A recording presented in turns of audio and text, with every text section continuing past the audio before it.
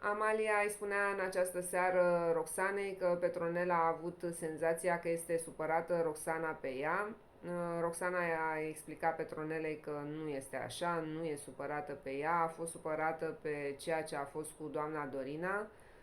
Spunea Roxana, m-am enervat pe ce a fost cu doamna Dorina, le explica fetelor că și azi doamna Dorina a venit să discute cu ea, să o întrebe pe Roxana dacă a zis că nu mai vorbește cu dânsa, dacă Robert se lasă înfiat de dumneaei.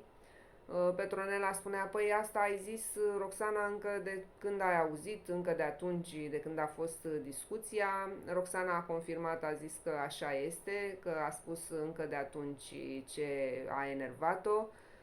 Iar acum Roxana spunea că până la urmă doamna Dorina poate să facă ce vrea și oricum este indiferent ce face dânsa, nu îi pasă.